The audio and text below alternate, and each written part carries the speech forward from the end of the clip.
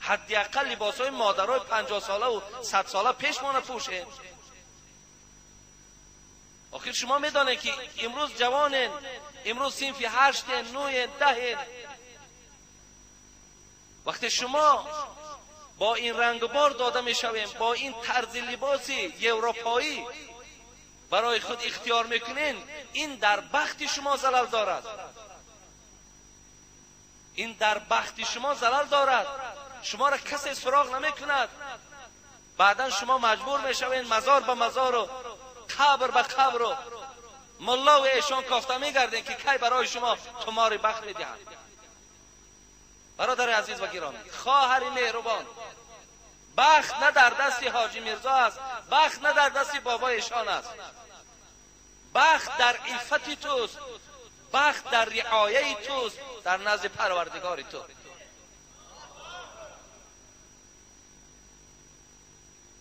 خیلی در بخت زلال دارد. چگونه خواهرای ما یک دم پیش شوهر میکردن، مزار به مزار، هیکل به هیکل میگشتن تعظیم کنان،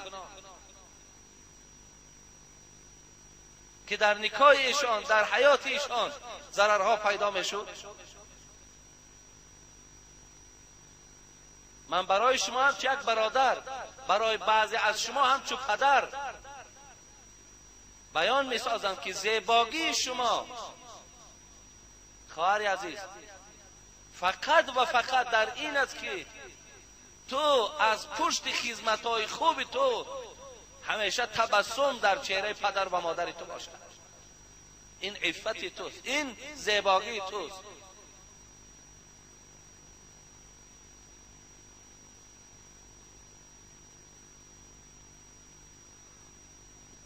مادر گفت نصیحت سیوم و چهارم من همین است: دائم خودت پاکیزه نگه دار، دائم خودت آلفته کن، زیبا کن، خوشبوی کن. خانه که دائم تازه باشد، خانه که دائم خوشبو باشد. مرده که در آمد هم بوی خوش، هم تازگی خانه، هم تازگی تو، هم بوی خوش تو. مرده که مفتون میکنه. خیلی شما در همین جهت مرد هستند، همه شما خدا را شکر. همون چیزی که همین مادر نصیحت دارد، اینم مادر گفته ایستاده است. از عالم مردها صحبت دارد، ولی این از کجا گرفتین؟ این از حدیث های پیامبر گرفت، این از آیات های قرآن گرفت که پیامبرمان ان الله نظیف یحب النظافه گفت. خدا پاک است، پاکان دوست می‌دارد. ان الله جمیل یحب الجمال، خدا زیباست، زیباها را دوست می‌دارد.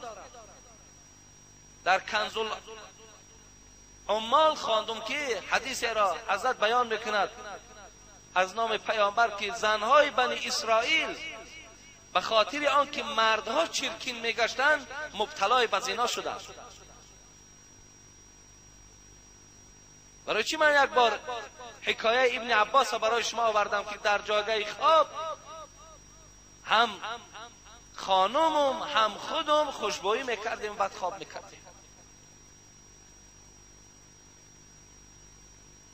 خلاص نصیحت سیوم و چهارم این مادر و دختر همین بود که چشم برای دیدن و بینی برای بویدن است. کوشش کن که خانه شوهر، بدن خودت تازه و خوشبو باشد. ولی من اینا را بیان دارم برادرای عزیز، شما هم در حیات چه از زنهای خودتان چه از خواهرای خودتان روبرو شدین که بسیاری از شوهرها به خاطر چرکین بودن دخترامان برای خانه را روبوچین نکردن زنهامان جنجالها کردن، به طلاقها رفتگی هستند.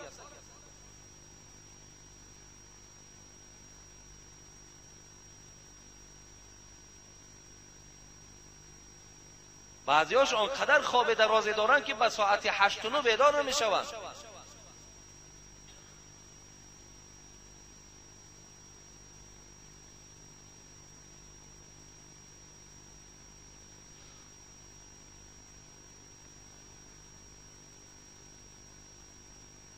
نصیحت پنجم و ششم من گفت دختر عزیز این است: دو حالت دیگر را در شوهر بسیار رعایت کن. یکی وقت غذا، دوم وقت خواب شوهر.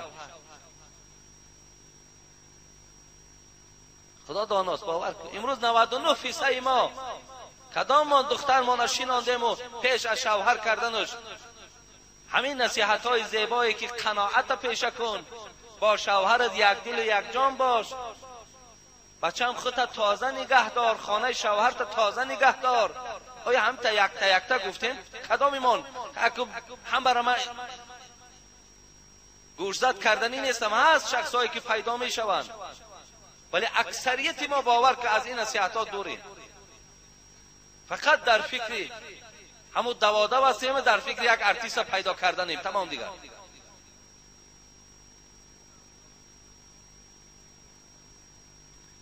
نصیحت پنجم و ششم مادر گفتند این است که وقت غذای شوهر و وقت خواب شوهر. دختر عزیز گفتند وقت شوهر آمد کوشش کن که وقت غذای او را تأخیر نکن. ببینید وقت غذای شوهر را تأخیر نکن. اگر هر روز عادت شوهر در ساعت 11 خوردن باشد، همون 11 تا طعامش آماده کن. زیرا اگر با وقتش طعامم که اگر تو آماده نکنی، شوهر از تو غضبناک می شود. همون صلح و صفایی که قبلا داشتین او از خانه شما بیگانه می شود. ولی وقتی انسان اراده خوراک خوردن میکند و وقتی خوراک طلب میکنی که ولی خوراک تیار نیست، ولی شاید بعضیاش گویند که تا اندازه ممکن به معنی و به ترتیب باشن که خیلی مقصد برای در یگان جای دیگه میخری آخر، یا یک ساعت دیر شید دنیا چپه می شود. ببینین وقتی این معامله ها از طرف زن به شوهر می شود، انسان چگونه به غضب باقی می ماند؟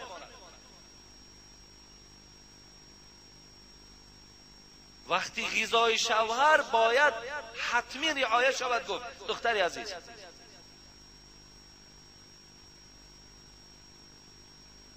و وقتی خواب شوهرم مثل وقتی غذا باید رعایت شود. دختری عزیز گفت وقتی ساعت خواب شوهر که آمد، برای او همون جایگاه خوابش تیار و برای او مقصد درهای پوشیده. بعضی از زنها را ما میدانیم در همین حاضره عصر که خانه ها را تاریک میکنند، خانه ها را سلقین میکنند، درها را میپوشند و حتی کودک ها را در اطراف همون خانه ای که شوهر خوابیده است همونجا دور زدن نمیمانند که رفته شما در بیرون ها مقصد بازی کنین تا زمانی که پدرت از خواب خیزد. ببین چگونه نیت های نیکه که شما اگر یکی آواز میبرارین یکی بازی میکنین، پدرتان مقصد خواب زده میشود، پره خوابش نمیگیرد.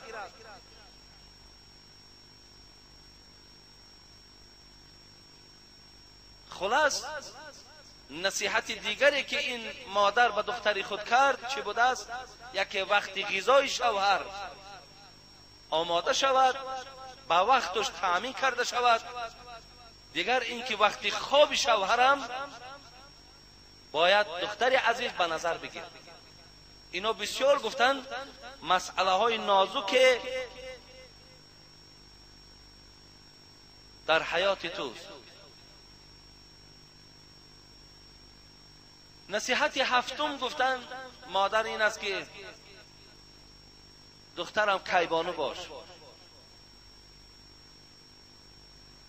کیبانوگی هم در زندگی بسیار نقش میبازد. اکو کیبانوگی دخترم وابسته مادراشون است. مادرها وقتی که دخترها را تربیه میکنند، مادرها وقتی که اگر دخترها را در پخت و پز شناس میکنن، آماده میکنن. این به مادرها بسیارتر وابستگی دارد. در یک حیات یک برادر، در جدایی یک برادر ما اشتراک داشتیم. میگو که چند باره که همین زن تاکید کردم که خواهی نخواهی زن از وقت می آید 6 ماه و 7 ماه شما میدانین که بسیاری کارها از دستشان نمی آید، در هم خانه شوهرها می آموزند. میگه تخمین 1 سال همین زن در خانه ما بود. بازم آن که خواهرای من در پخت و پز بسیار مهارت بلند داشتند، ولی 3 باره که همین زن ما تاکید کردیم که بالای دسترخوان در تارت بپز، تارت 3 باره که میپزد، تارت از سومنک فرق ندارد.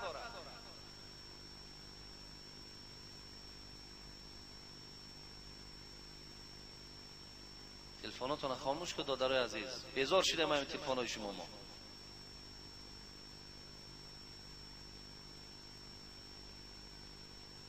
بعداً همین انسان مجبور شد و از همین زن میگه به خاطر اینمی که زن کیبانو نیست به همین خاطر رهاش کرد. اگر چند ما در بین در آمدیم گفتیم اگر رهاش باشد تماما همین مرد دیگر از پشت که زن کیبانو نیست دیگر خواهش زندگی پیدا نکرد. این مادر زن چی میگه؟ دخترش میگه دخترم کیبانو باش و کتبانو باش. بسیاری بسیار در زندگی در هر یک محصولاتی که شوهر در خانه میخرد به خرج بیهوده راه نده. زیرا دختری عزیز پیدا کردن محصولات این به آسانی به دست نمی آید. چی نصیحت‌های زیبایی، چی مادرهای خوب و مسلمانی.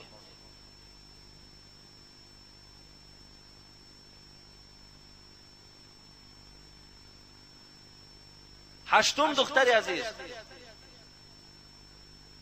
حق دیگر نانخورهای شوهر را فراموش نکن.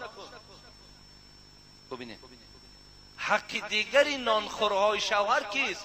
پدر و مادر او، دادر و خواهر او، خویش و تبار او. حق اونها را محافظت کن. آنها هم نانخورهای خانه شوهر تویند، چه از دادر او، چه از اکه او، چه از خواهر، چه از اپا، چه از خویش و تبار، چه از پدر و مادر.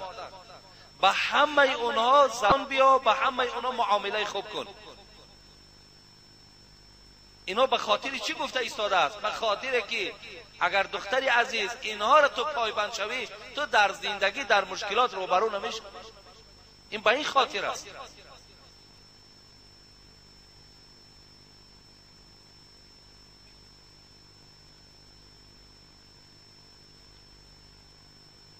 نهم نصیحت این مادر به این دختر خود کردند هر سیری که در خانه هر سیری که در خانه باشد او را فاش نکن.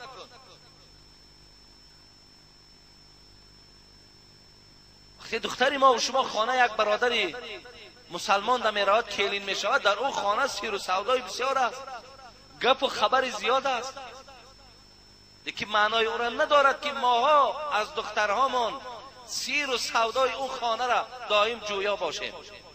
دخترم در او خانه چی گپ است؟ در او خانه چی گپ است؟ در خانه تو چی گپ است؟ در همه خانه گپ است، در همه خانه یک سیر است.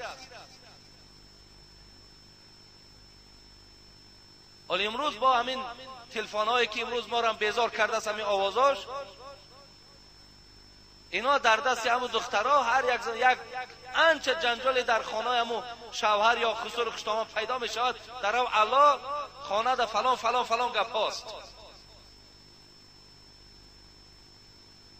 دخترم در خانه شوهر که رفتی چی سیره باشد چی گپی باشد او را فاش نکن. دختری عزیز حتی بعضی ها از زنها و مردها شرمناک کرده حتی سیر زندگیشان در بین مردم نقل میکنند که این خیانت است.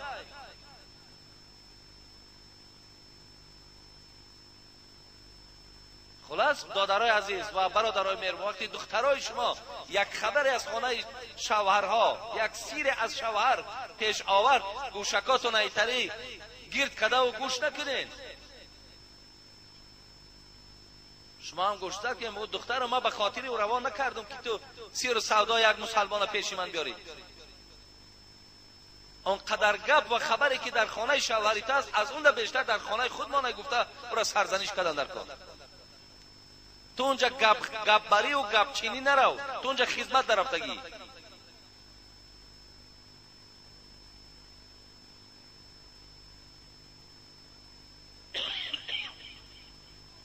دهم نصیحتی که این مادر به دختر کرد این بود که دخترم اگر شوهر غمدار دیدی خرسند مشو، اگر شوهر در حالت شادی دیدی شاد باش.